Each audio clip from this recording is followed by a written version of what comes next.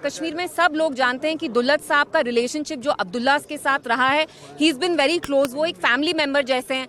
अब देखिए उनसे जो बात निकल गई है उसमें क्या है, उनने ये कहा है कि जो फारूक साहब है प्राइवेटली वो सपोर्ट कर रहे थे कि एब्रोगेशन होना चाहिए। उनको इस चीज़ का दुख था, अफसोस था कि बीजेपी इंडियन सरकार ने उनको ऑन बोर्ड नहीं लाया।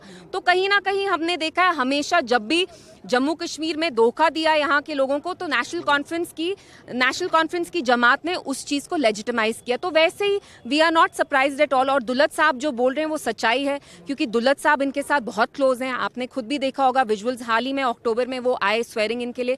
तो इट्स वेरी सैड, क्योंकि एनसी ऐसी जमात है जिनमें इतना दोगलापन है। जब उनने यहाँ वोट मांगे तो किस बेसिस पे मांगे? लोगों को बोला कि हम 370 बहाल करेंगे, जम्मू कश्मीर का स्पेशल स्टेटस लाएंगे, जबकि सच्चाई ये है कि they supported the abrogation of article 370। तभी फारूक साहब पार्लियामेंट में नहीं गए। उनको पता था अगर वो पार्लियामेंट जाएंगे तो उनको रेजिस्ट करना पड़ेगा। तो वी ऑलवेज नोन कि जब भी यहाँ के जम्मू कश्मीर की आवाम के साथ धोखा हुआ है तो नेशनल कॉन्फ्रेंस ने उसको नॉर्मलाइज किया, उस पर वाइट वॉश किया। तो आज भी वो वही कर रहे हैं, वरना उनकी 50 सीटें क्यों आई? अनऑफिशियली तो उनकी बीजेपी के साथ ऑलरेडी अलायंस चल रही है, एक बहुत अच्छी अंडरस्टैंडिंग है उनकी बीजेपी के साथ। जिस तरह से पीडीपी का कोर एजेंडा रहा है कि पाकिस्तान और इंडिया के बीच में कश्मीर को लेकर मुज़ाकरात चले, और काफ़ी बार मुफ्ती मोहम्मद साहब ने भी उस पर जो है बोला है, लेकिन अभी हालिया जो है एक इंटरव्यू में आर्मी चीफ का कहना है, पाकिस्तान आर्मी चीफ का कहना है कि वो कश्मीर के जो मिलिटेंट्स हैं उनको सपोर्ट करते हैं। देखिए, I don't want to divert, I know channels को यहाँ टीआरपी चाहिए होती है तो आप पाकिस्तान के सवाल कहीं ना कहीं ठूस के ले आते हैं,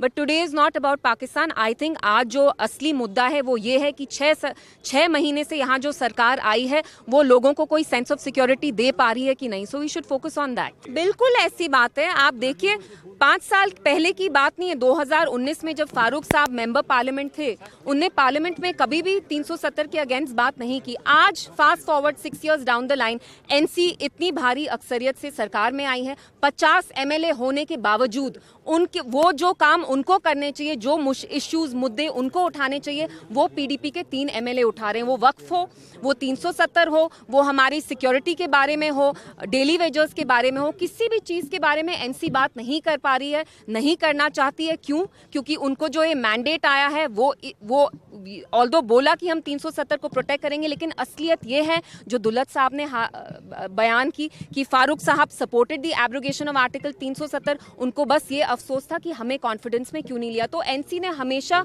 डबल स्टैंडर्ड, डबल पॉलिसी की है, and that is been exposed today. तो कल की हियरिंग को आप कैसे मानते हैं, जो कल यहाँ पर सुप्रीम कोर्ट में वक्फ को लेकर हियरिंग हुई? लेकिन कोर्ट ने शायद ये भी बोला कि आप जैसे हिंदू जैसे टेम्पल्स में आप चाहेंगे, will you be comfortable if we institute Muslim members in the board, so vice versa. So we have high hopes from the judiciary. After all judiciary ही हमारा लास्ट रिकोर्स है। कहीं ना कहीं हमें जुडिशरी के दरवाजे ही खटखटाने पड़ेंगे। And as Kashmiri Muslims I think we will also have to protest, because जो इंडिया में पूरे मुल्क में अभी मुस्लिम्स हैं, they are looking at Kashmiri Muslims, they are also looking at the government here. The government, NC government, might have let the Muslims of India down, but as Kashmiri Muslims we are not going to let our fellow Muslims down. We are going to peacefully protest against this Waqf Act, which is to disempower Muslims, and it's a sinister act.